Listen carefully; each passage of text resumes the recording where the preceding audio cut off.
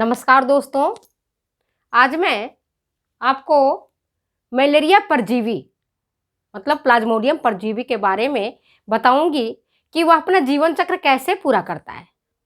मैं हूं doctor Vrinda Singh, associate professor home science, government girls college Jodhpur. आप सभी को मेरे इस यूट्यूब चैनल पर हार्दिक स्वागत है, अभिनंदन है। पिछले वीडियो में मैंने आपको मलेरिया के बारे में बताया था कि मलेरिया कैसे फैलता है, किस तरह से फैलता है और किन मच्छरों के कारण फैलता है। तो इस वीडियो में आपको बताऊंगी कि आखिर जो मलेरिया के परजीवी हैं, जो प्लाज्मोडियम परजीवी है, वह कैसे और किस तरह से अपना जीवन चक्र पूरा करता है और आगे से आगे रोगों को फैलाता है। तो आज हमारी चर्चा इसी बात पर रहेगी। तो देखिए, जीवन चक्र है प्लाज्मोडियम पैरासाइट का। वो बच्चे जो नेट की तैयारी कर रहे हैं, ध्यान से सुने। जो बच्चे स्लेट की तैयारी कर रहे हैं, ध्यान से सुने। जिन्हें कॉम्पिटिटिव एग्जामिनेशन देना है और पास होना है, वो ध्यान से सुने। तो आपको मैं बता रही हूँ प्लाज्मोडियम पैरासाइट के बारे में, उनके जीवन चक्र में। उनकी जीवन चक्र 2 चरणों में पूरा होता है, समझिए। एक होता है लैंगिक और दूसरा होता है अलैंगिक। एसेक्सुअल रिप्रोडक्शन और दूसरा होता है सेक्सुअल रिप्रोडक्शन। एसेक्सुअल रिप्रोडक्शन होता है मनुष्य में और सेक्सुअल रिप्रोडक्शन पूरा होता है मच्छर में, मॉस्क्वीटो में।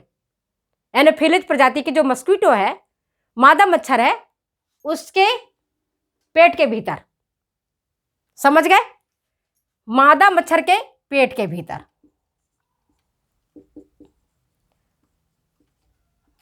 भूलना मत, इंपॉर्टेंट चीज है। और अलैंगिक रिप्रोडक्शन होता है, वो होता है मनुष्य में।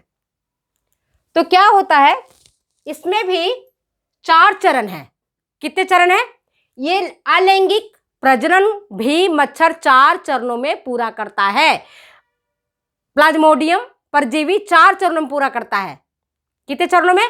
4 स्टेप है इसके।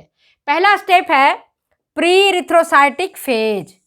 अब हिंदी वाले छात्राएं बोलेंगे मैडम हिंदी में बता दीजिए। तो पूर्व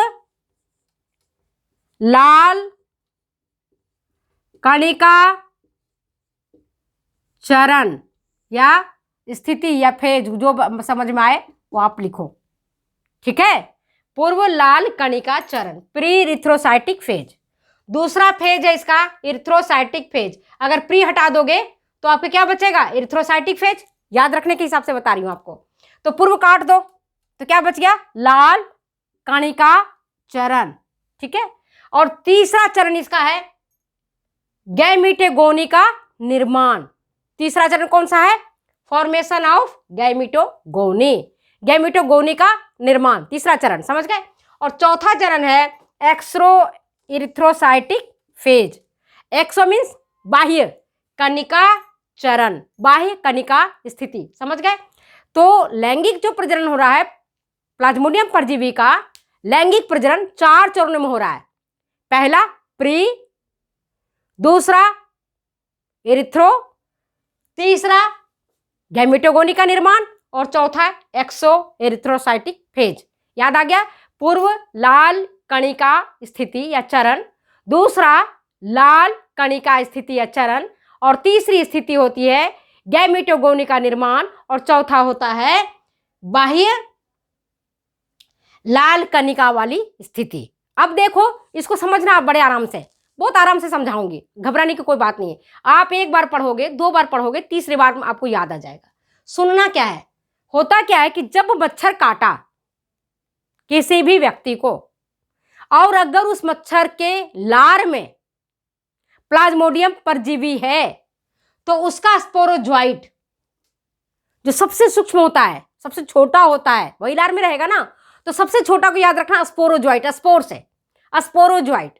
वो स्पोरोजोइट रक्त परिसंचरण के दौरान, जैसे मच्छर आपको काट लिया तो फिर उसने क्या किया, डंक, अपने काटने के डंक के माध्यम से, लार के माध्यम से आपको भेज दिया।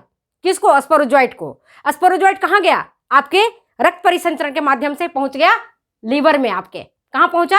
आपके लीवर में। कहाँ पहुंचा? आपके यकृत में। वहां पहुंचने के बाद उसने क्या किया, जो हेपेटिक सेल है लीवर में, लीवर की कोशिकाओं को कहते हैं यकृत कोशिका हिंदी में, और अंग्रेजी में बोलते हैं इसको हेपेटिक सेल्स, समझ गए बात को? बात समझ में आ गई मैं क्या कह रही हूं? कि जब किसी व्यक्ति को एनोफिलीज प्रजाति का मच्छर काटता है मादा, काटने के पश्चात वो अपने लार के माध्यम से, डंक के माध्यम से पहुंचा देता है, त्वचा के नीचे छेद कर देता है और वो अपना स्पोरोजोइट फेंक दिया तो क्या हुआ? वो चला गया आपके त्वचा में, है ना, त्वचा को छेद किया और वहां जाने के बाद वो रक्त परिभ्रमण के दौरान, रक्त परिसंचरण को जो निरंतर हमारा खून दौड़ रहा है हमारी बॉडी में, उसके माध्यम से पहुंच गया वो कहाँ? यकृत में। कहाँ पहुंचा वो? लीवर में। लीवर में पहुंचने के बाद वो लीवर कोशिकाओं में अपना डेरा जमाता है। कहाँ घर बनाता है वो? यकृत की कोशिकाओं में। वहां अपना वो विकास करता है। तो सबसे पहले छोटा था, स्पोरोजोइट कहलाया, अपना विकास किया। इस दौरान क्या होता है कि बहुत सारे स्पोरोजोइट को तो हमारी श्वेत रक्त कणिकाएं उसको मार के खा जाती हैं, खत्म कर देती हैं, है ना। और कई बार इसके बावजूद भी बच जाते हैं, अब बच करके पहुंच जाते हैं यकृत तक, ठीक है। वहां जाकर के अपना यकृत की कोशिकाओं में विकास करते हैं और उसको कहते हैं स्पोरोजोइट। ट्रोफोजोइट उसको बोलते हैं। उसका नाम क्या है? ट्रोफोजोइट। स्पोरोजोइट यकृत की कोशिकाओं में जाकर के बदल जाता है और उसका नाम हो जाता है ट्रोफोजोइट। याद रखना, 4 चरण है इसका, 4 नाम याद रखना पड़ेगा आपको। स्पोरोजोइट, दूसरा है ट्रोफोजोइट, और ये फिर यहीं आकर के हिपैटिक सेल्स में ही बदल जाता है। किस में बदल जाता है? साइजोंट में। उसको क्या कहते हैं? बदल जाता है साइजोंट में, माने उसका विकास का अगला चरण है। जैसे एक व्यक्ति जब पैदा होता है तो उसको कहते हैं नवजात शिशु, न्यूबॉर्न, फिर धीरे धीरे उसको बालक, फिर उसको कहते हैं किशोर, फिर कहते हैं युवा। यही स्थिति इसके साथ भी चल रहा है। सबसे छोटा था स्पोरोजोइट कहलाया, थोड़ा उससे बड़ा हो गया, विकास उसका हुआ, ट्रोफोजोइट कहलाया। थोड़ा और भी अपने आप को बदला, है ना, तो वो कहलाया साइजोन, और उससे ज्यादा बदला तो कहलाया वो मीरोजोइट। अभी मीरोजोइट आ गया कहां से? जो आपके यकृत की कोशिकाओं में अपना डेरा जमाए हुआ था, अब वो हिस्स तैयार हो गया है।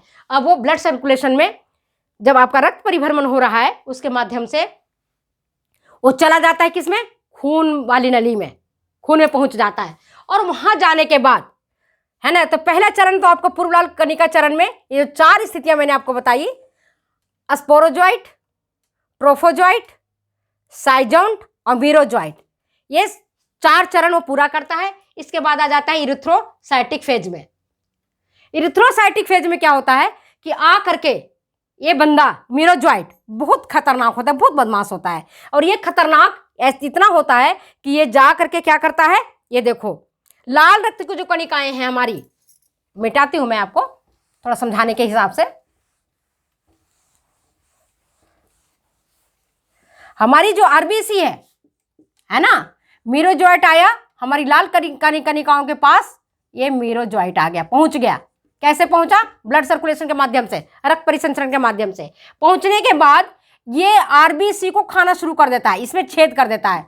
लाल रक्त कणिकाओं में ही ये डैमेज, उसी को डैमेज करना शुरू कर देता है, उसी को खाना शुरू करता है। तो जितनी भी, और ये मीरोजोइट इतनी संख्या में होती है जिसका कि कुछ कह नहीं सकते हो। ये आरबीसी में पहुंच जाता है और वहां ब्लड सर्कुलेशन के माध्यम से इतनी संख्या में होती है, मतलब कि पूछो मत, गुणन क्रिया के द्वारा, मतलब कि हजारों लाखों की संख्या में मीरोजोइट बन जाते हैं। यहां गुणन करते हैं ब्लड सर्कुलेशन के माध्यम से, और फिर इतना गुणन क्रिया इनकी हो जाती है। और जब ये बड़े हो जाते हैं मीरोजोइट, तो ये क्या करते हैं, आपके सारे मिलकर के आरबीसी को खाना शुरू करते हैं, लाल रक्त कणिकाओं का। और आपको पता है कि लाल रक्त कणिकाएं ही हमारे खून का एक महत्वपूर्ण हिस्सा, आप जानते होंगे, मैंने पहले भी पढ़ाया था आपको आरबीसी के बारे में, रेड ब्लड कार्पसल्स पढ़ाया था ना। तो इसको ये डैमेज करने लगता है, इसको ये खाने लगता है, इसमें छेद कर डालता है। पुराने को खत्म कर दिया, फिर नए को खत्म कर दिया, और इसके गुणन क्रिया बढ़ते जाती है, ये बढ़ता जाता है उसको, और आरबीसी को खाते चला जाता है, तोड़ते चला जाता है, छेद करते चला जाता है, तो आरबीसी टूटता है। जब आरबीसी टूटेगा तो व्यक्ति को बुखार आएगा, तेज बुखार, कंपन के साथ तेज बुखार आता है। और इस प्रक्रिया को करने में 48 घंटे लग जाते हैं। जैसे मैंने आपको बताया ना पिछले वीडियो में, प्लाज्मोडियम वाइवेक्स, प्लाज्मोडियम फैल्सीपेरम, इन सबको इस चरण को पूरा होने में 48 घंटे, मतलब 2 दिन का क्रिया लग जाता है, 2 दिन उसको लग जाता है। और इसी दौरान जब ये आरबीसी को तोड़ता है, उसको छेद कर डालता है, तो व्यक्ति को तेज बुखार आती है। समझ गए बात को, है ना। तो ये आपको समझ में आ गया इरिथ्रोसाइटिक फेज। तीसरा फेज होता है फॉर्मेशन ऑफ गैमेटोगोनी। जो पहले आपने देखा स्पोरोजोइट एंटर किया, त्वचा के माध्यम से ब्लड में चला गया, ब्लड सर्कुलेशन में। इनमें से कुछ जो होते हैं ना, इनएक्टिव होते हैं, गैमेटोगोनी इनएक्टिव होते हैं, निष्क्रिय होते हैं, वो काम ही नहीं करते। वो क्या करते हैं, अपना प्रजनन, अपनी प्रजाति को बनाए रखने के लिए नर और मादा प्लाज्मोडियम में बदल जाते हैं, और बदलने के बाद वो डेरा डाल देते हैं आरबीसी में। ठीक है, कुछ नहीं करते हैं, वो आरबीसी खाते भी नहीं, उसमें बैठे रहते हैं। और जैसे ही प्रतीक्षा करते रहते हैं, जैसे ही कोई मच्छर उसको काटे, खून को चूसे, मच्छर आके क्या करता है, काटता तो खून चूसता है, तो खून चूसने का जैसे ही काम करता है, तो वैसे ही जो गैमेटोगोनी छुप करके आरबीसी में बैठा हुआ था, वो मच्छर के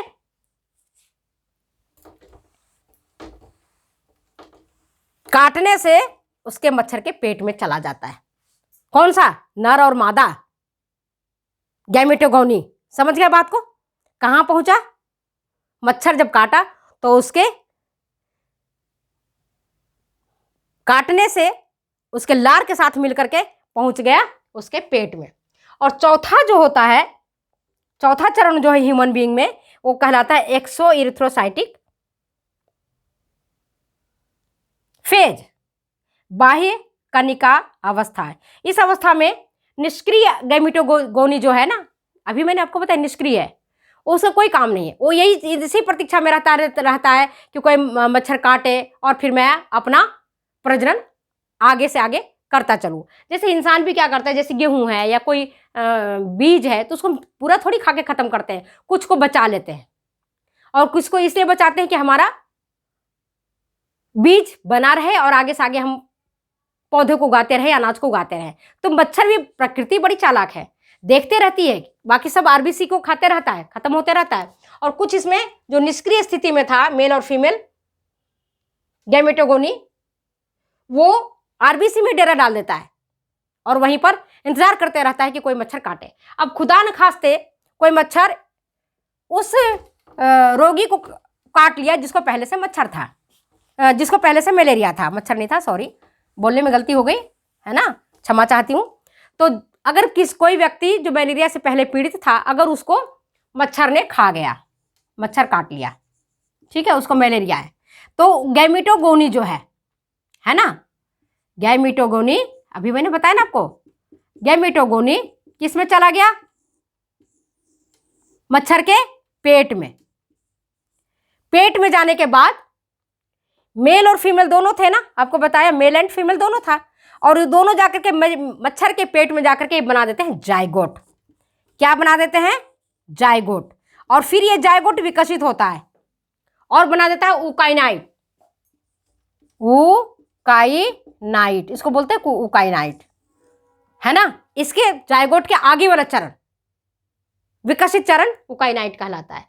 इस ऊकाइनाइट जब विकसित होता है तो इसके भीतर खूब सारे, है ना, जैसे आप देखते हो अनार का फल, अनार का फल तो देखे होंगे आप, तो एक अनार के फल अगर आप तोड़ते हो उसके छिलके को, तो भीतर कितने छोटे छोटे छोटे छोटे छोटे छोटे अनार के दाने दिखते हैं आपको। इसी तरह से जो ऊकाइनेट होता है ना, इसके भीतर खूब सारे स्पोरोजोइट, जो मैंने पहले बताया था, है ना, वो बहुत सारे लाखों हजारों की संख्या में ये अंदर रहते हैं, जमा रहते हैं। और जैसे ही, है ना, अपना जीवन चक्र पूरा होता है, तो इसका ये बाहरी आवरण फट जाता है, दीवार फट जाती है, मेम्ब्रेन फट जाता है, और स्पोरोजोइट बाहर निकल आता है। ये स्पोरोजोइट फिर जब कोई मच्छर किसी स्वस्थ व्यक्ति को काटता है, तो फिर ये स्पोरोजोइट मच्छर के काटने से उसके लार के माध्यम से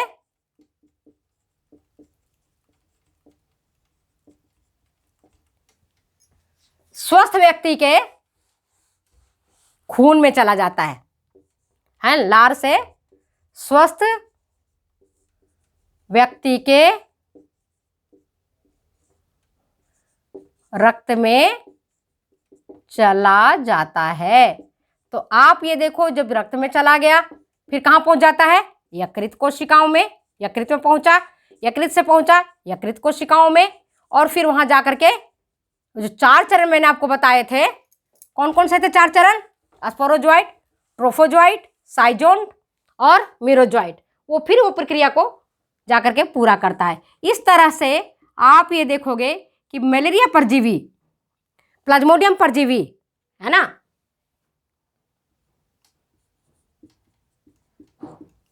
अपना जीवन चक्र पूरा करते रहता है और काम करते रहता है। इस तरह से मलेरिया रोग फैलते रहता है, और जब तक आप देखोगे कि मच्छरों का नाश नहीं होगा तब तक ये रोग फैलते रहेंगे। तब तक के लिए अब मैं समझती हूँ आपको समझ में आ गया होगा, अच्छी तरह से समझ गए होंगे कि मलेरिया का रोग कैसे फैलता है और किस प्रकार से मलेरिया के मच्छर प्लाज्मोडियम परजीवी को शरण देते हैं और रोग फैलाने का काम करते हैं। तो आज मैं अपने वक्तव्य को विराम देती हूँ यहीं पर। फिर मिलते हैं अगले वीडियो में, अगले एपिसोड के साथ। तब तक दे जाने के लिए इजाज़त। बाय बाय बेटे।